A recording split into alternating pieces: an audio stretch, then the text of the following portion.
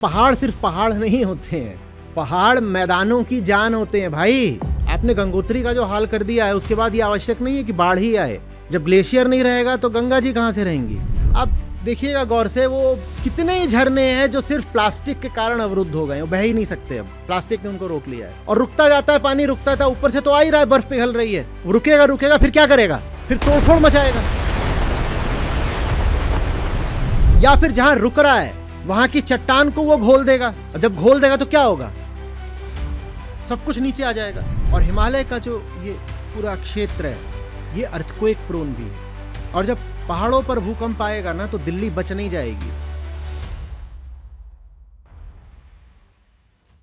हिमालय पर्वत दुनिया के नए पर्वतों में से हैं। और नए मतलब ये नहीं कि 20, 40 या 100, 200 साल पुराने हैं। आमतौर पर पर्वत श्रृंखलाओं की जितनी उम्र होती है, उसकी तुलना में ये नए पहाड़ हैं। जैसे आप विंध्य पर्वत श्रृंखला को ले लें या अरावली को ले लें, तो उनकी अपेक्षा हिमालय बिल्कुल बच्चे हैं। और बच्चे हैं तो मतलब कि उनका विकास अभी भी चल रहा है। जैसे बच्चों का चलता है ना, छोटे बच्चे होते हैं तो बड़े होते रहते हैं, हिमालय में भी बड़े हो रहे हैं। मोटे मोटे तौर पे ये समझ लीजिए कि अफ्रीका से टूट करके जो भूखंड आया था और एशिया से टकराया था, जिसके टकराने के कारण हिमालय का निर्माण हुआ, वो अभी भी टकरा ही रहा है, वो अभी भी गतिशील है। देखो ऐसे समझो, जैसे ये है, ये इधर से आगे को बढ़ता रहे तो यहाँ बीच में क्या होता रहेगा? ये हिमालय है। और ये जो तुम्हारा पूरा भूखंड है, यही जम्बू द्वीप कहलाता है, जिसको बोलते थे ना। तो ये वो है जो ऐसे बहते बहते आया है और एशिया से टकरा गया है। तो जो भारतीय उपमहाद्वीप है, ये एशिया का एक नया ताज़ा हिस्सा है। और ये एशिया से जुड़ा हुआ है यहाँ हिमालय की सीमा के माध्यम से। तो इसीलिए हिमालय के दक्षिण में जो मामला है और हिमालय के उत्तर में जो मामला है, वो इतना अलग है हर तरीके से। जलवायु की दृष्टि से, मिट्टी की दृष्टि से, सब मौसम सब बिल्कुल अलग है। ये दो अलग अलग हैं। तो लगभग 4 इंच प्रतिवर्ष की दर से अभी भी हिमालय उठ ही रहे हैं। तो वो बड़े अनस्टेबल हैं अभी, इसीलिए इतना भूस्खलन पाते हो आप, खासतौर पे बरसातों में, है ना। जा रहे हो इतना बड़ा पत्थर गिर पड़ेगा, गाड़ी पे रेत चूरा गिर पड़ता है, कुछ है ऊपर से, ये इसीलिए होता है। ऊपर से क्या हुआ है? Climate change. तो उसके कारण जो नियमित किस्म का मौसम हुआ करता था, वो बिल्कुल बदल गया है। सिर्फ पिछले साल में हज़ारों कह रहा हूँ, ऐसी घटनाएं हुई हैं जो असामान्य हैं मौसम की दृष्टि से। अब जो मिट्टी है, जो पत्थर है, जो आपस में गुथे हुए हैं, वो इस तरह से निर्मित हैं कि सामान्य मौसम को ही झेल सकते हैं। और थोड़ा बहुत ऊपर नीचे हो जाए तो चलो वो बर्दाश्त कर लेंगे। पर जब हज़ारों एबनॉर्मल इवेंट्स होते हैं तो नहीं झेल पाते। और हिमालय, जैसे हमने कहा कि अभी बहुत गुथा हुआ पर्वत नहीं है, अभी वो एक ढीला पर्वत है जो अभी आकार ले ही रहा है। ऊपर से इंसान ने वहाँ डायनामाइटिंग शुरू कर दी। इंसान की ही करतूत है क्लाइमेट चेंज। इस वक्त उत्तराखंड में 200 से ज़्यादा बांधों का, डैम्स का निर्माण चल ही रहा है। और उसके अलावा सैकड़ों अन्य किस्म की तथाकथित विकास परियोजनाएं, और ये सब की सब तोड़फोड़ पर आधारित है। उसके अलावा हम रेल लेकर के जा रहे हैं, एकदम पहाड़ की छाती तक हमें रेल पहुंचा देनी है, और वो जा रही है सुरंगों के माध्यम से, टनल्स। ठीक आंकड़ा मुझे ज्ञात नहीं है, लेकिन मेरे ख्याल से 30 या 50 किलोमीटर की सुरंग खोदी जा रही हैं कुल मिला करके कुछ ऐसा ही है। अब आप देखिए क्या क्या है। सड़क का चौड़ीकरण, राजमार्ग का, रेल मार्ग का निर्माण जिसके लिए सुरंगें तोड़ी जा रही हैं, बांध, अन्य किस्म की विकास परियोजनाएं, और प्राइवेट सेक्टर द्वारा हाउसिंग और हॉस्पिटैलिटी, इसके लिए तोड़फोड़ और निर्माण। होटल बन रहे हैं, अपार्टमेंट्स बन रहे हैं, और घर वगैरह तो बनते ही रहते हैं। इसके अलावा इन सबके सर पर क्लाइमेट चेंज, जिसके कारण अतिशय वृष्टि।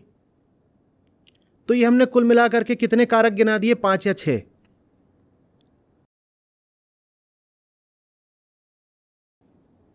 अभी हम रेल को चला देंगे, और जब रेल चलती है तो उसमें से कंपन कितना होता है आप समझ रहे हैं? जो तोड़फोड़ है उसमें तो आप ही कह सकते हैं कि भाई एक बार सड़क बन गई तो बन गई, अब चलो बन गई, अब इसके अलावा अतिरिक्त आगे और नहीं टूट फूट होगी।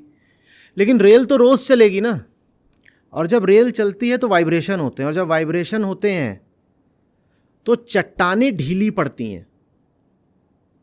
दो चीज़ें एकदम ऐसे जुड़ी हुई हों, उनको आप हिलाएं रोज़ रोज़, वाइब्रेशन दें, तो क्या होगा? वो दोनों ढीली पड़ेंगी। जब ढीली पड़ेंगी तो टूट टाट के नीचे भी गिरेंगे, और उनके ऊपर जो कुछ बसा हुआ होगा वो भी सब नीचे ध्वस्त हो जाएगा बिल्कुल। तो अब ये सब होने जा रहा है। मूल बात है वो अपनी जगह है, और मूल बात ये है कि इंसान धर्म को किस रूप में देख रहा है। इंसान धर्म को किस रूप में देख रहा है। धार्मिकता का अर्थ होता है मुक्ति की ओर बढ़ना। ठीक, कोई भी भारतीय धर्म हो, उसका एक ही परम उद्देश्य होता है, उसकी एक ही मंजिल है, मुक्ति। और किससे मुक्ति चाहिए होती है? भौतिकता से, पदार्थ से, कि यही सब चीजें हैं जो हमको जकड़े रहती हैं और मुझे इनसे मुक्ति मिल जाए। इनसे मुक्ति मिले तो मैं आनंद में जी पाऊं। लेकिन हमने धर्म को भी पूरा भौतिक बना डाला है। तो ये तो छोड़ दो कि धर्म भौतिकता से मुक्ति दिलाएगा। ये जो हमारी नई किस्म की धार्मिकता है, ये स्वयं अपने आप में बड़ी भौतिक है। ये पदार्थ को बंधन नहीं मानती, ये तो पदार्थ को और इकट्ठा करती है और खड़ा करती है। ये कहती है और सड़कें चाहिए, और बड़े बड़े मंदिर चाहिए, पत्थर ही पत्थर लगाओ और ऊंचा शिखर उठाओ।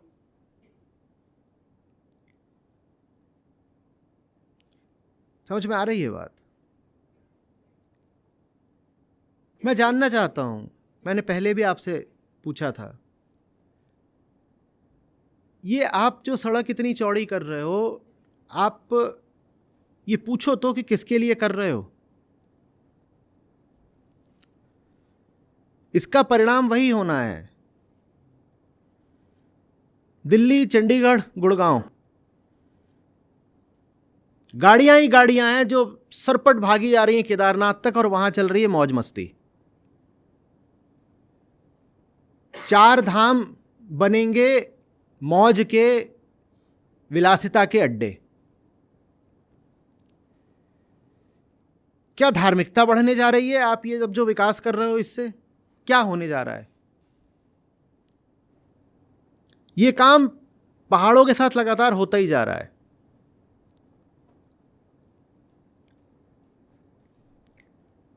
पेड़ों का कटना, एक के बाद एक वहां पर, और रिजॉर्ट्स का बनना, ये करना वो करना।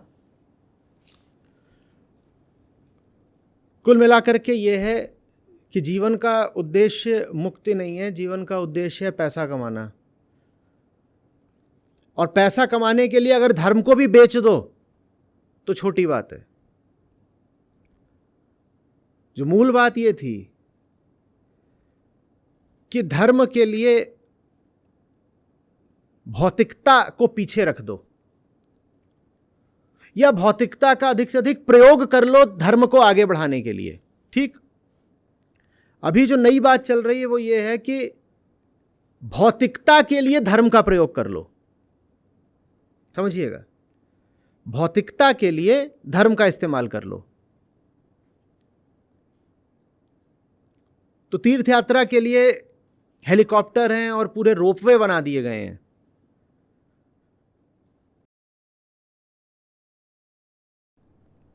ऐसा थोड़ी है कि बगल के घर में आग लगेगी तो आपका घर बच जाएगा।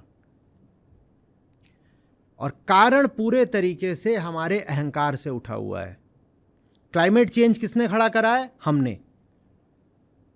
हमारी ही विकास की जो स्थूल भौतिक अवधारणा है उसने क्लाइमेट चेंज का असुर मॉन्स्टर हमारे सामने, हमारे सर पर खड़ा कर दिया है। और उसके बारे में मैं इतना बोल चुका हूं कि बोलते बोलते मुझे ऊब होने लगी है।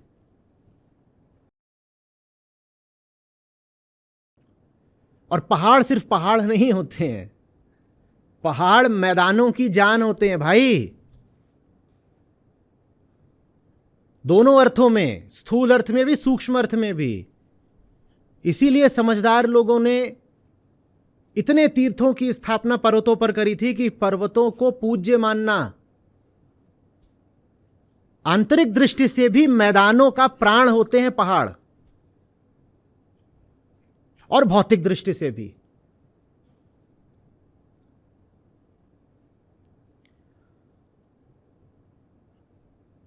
उत्तरांचल को बर्बाद करके उत्तर प्रदेश, बिहार, बंगाल बच लेंगे क्या? क्यों नहीं बचेंगे? एक छोटा सा नाम है गंगा। बाढ़, सूखा, कुछ भी।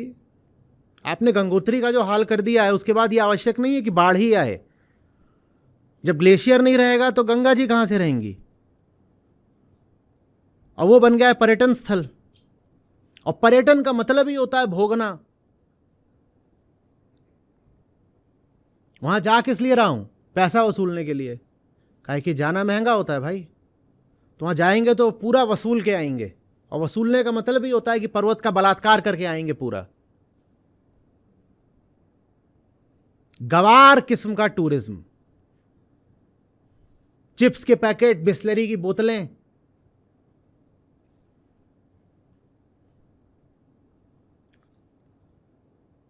कितने ही झरने, वहां तो हर 200 मीटर पे कोई झरना होता है, खासतौर पे बरसाती झरना।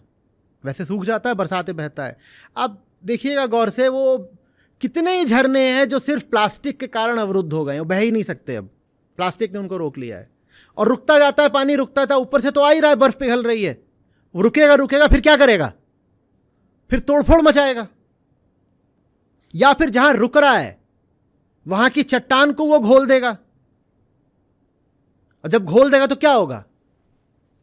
सब कुछ नीचे आ जाएगा। पिछले 5 साल में उत्तराखंड में 3000% वृद्धि हुई है लैंडस्लाइड्स में। 3000% समझते हैं कितना होता है? 100% वृद्धि का मतलब होता है दूना हो जाना। कोई चीज यदि 100% बढ़ गई है माने दूनी हो गई है। तो अब सोच लीजिए 3000% वृद्धि हुई है भूस्खलन के मामलों में।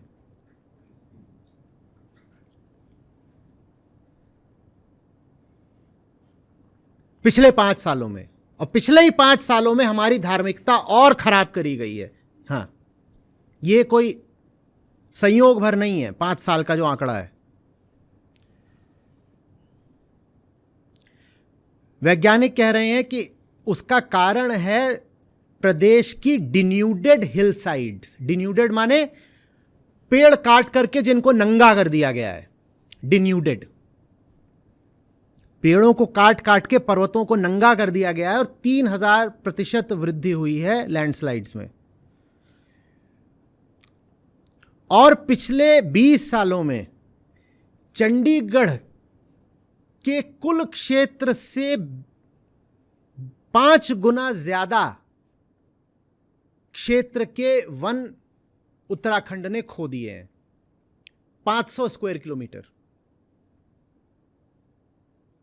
500 किलोमीटर समझते हैं कितना होता है?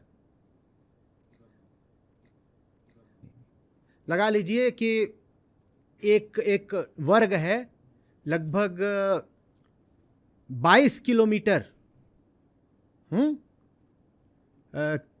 की साइड्स का। A square of side 22 kilometres, इतना होता है 500 स्क्वायर किलोमीटर। 22 किलोमीटर ऐसे चलते जाइए, 90 डिग्री मुड़िए, 22 किलोमीटर ऐसे चलते जाइए, उतना एरिया ले लीजिए। उस पूरे एरिया में पेड़ थे, वन थे, और वो सब काट दिए गए हैं। इतने पेड़ काटे गए हैं। ये खोलो इसको जरा।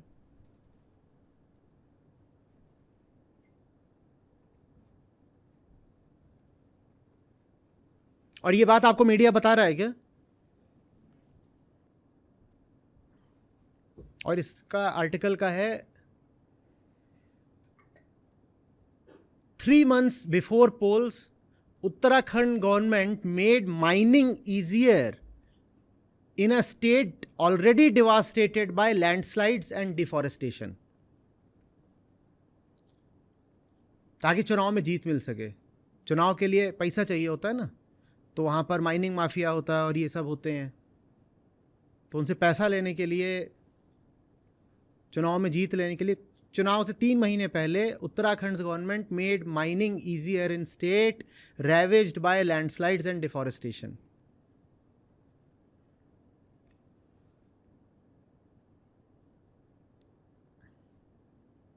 इसमें हाँ, ये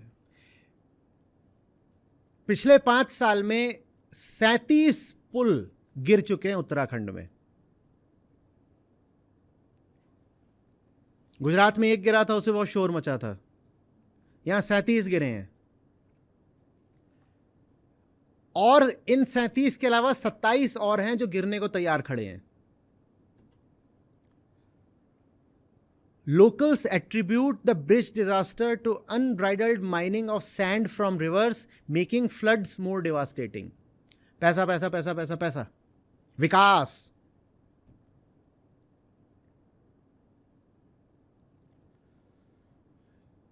सितंबर 2021 में landslides triggered by particularly heavy rain blocked at least 100 roads across the Himalayan state. Thousands of trees have been cut, loosening vast quantities of mud otherwise bound by tree roots. आप जब पेड़ काटते हो तो पता है ना क्या होता है? पेड़ों ने ही मिट्टी को पकड़ रखा होता है, पेड़ों ने ही पर्वतों को बचा रखा होता है। पेड़ गया नहीं कि वो मिट्टी ढीली हो गई, अब उसको पकड़ने वाला जो एडेसिव था वो नहीं रहा, तो जैसे ही उसमें पानी पड़ेगा वो बह जाएगी।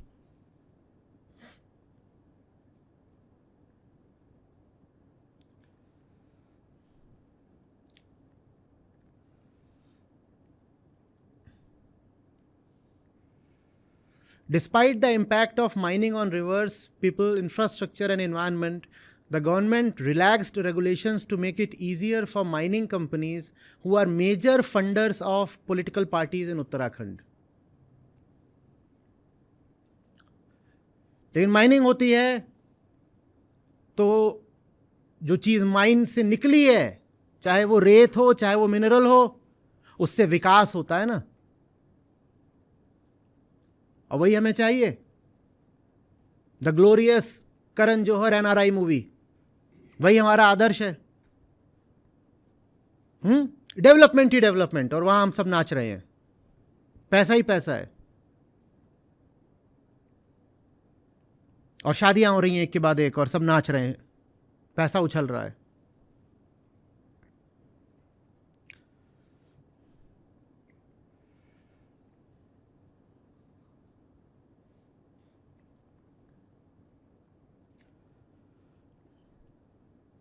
The government neglected addressing long-standing concerns of illegal mining activities and diluted mining regulations before the end of their tenure to favor their supporters.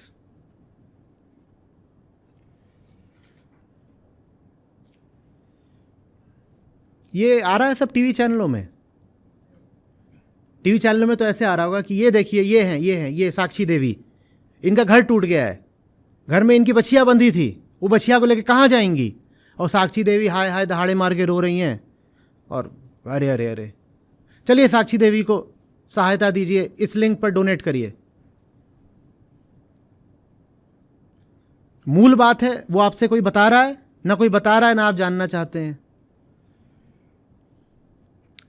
हम जैसे जी रहे हैं, हमने जैसे अपने आदर्श बना रखे हैं, उन्हीं की वजह से क्लाइमेट चेंज है, उन्हीं की वजह से डिफॉरेस्टेशन है, उन्हीं की वजह से पृथ्वी बिल्कुल रसातल में जा रही है। जो हमारी फिलॉसफी ही है ना लाइफ की, वो बिल्कुल गलत है। क्या है हमारी philosophy? Happiness is the purpose of life and happiness is obtained through consumption. बस ये कुल मिलाकर के 2 पंक्तियों का सबका जीवन दर्शन है। Happiness is the purpose of life, सुख ही जीवन का उद्देश्य है, और भोग के द्वारा सुख की प्राप्ति होती है। कुल मिलाकर के ये हमारी दर्शन की किताब है। सुख जीवन का लक्ष्य है, और सुख मिलता है पदार्थों को भोगने से।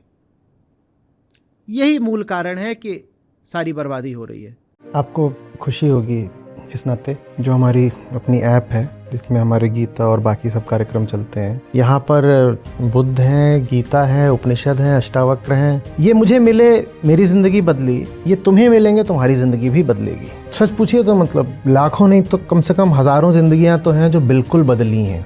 2 लाख से अधिक गीता प्रतिभागियों के साथ जुड़े आचार्य प्रशांत ऐप पर पहला महीना बिल्कुल फ्री गीता मिशन का पूरा एक्सेस। ऐप पर आपको मिलेंगे नियमित लाइव सत्र, हर दिन आचार्य प्रशांत के विशेष संवाद, गीता कम्युनिटी का एक्सेस, गीता परीक्षा, चयनित समाचार, ऑडियो बुक्स, कोट्स और भी बहुत कुछ।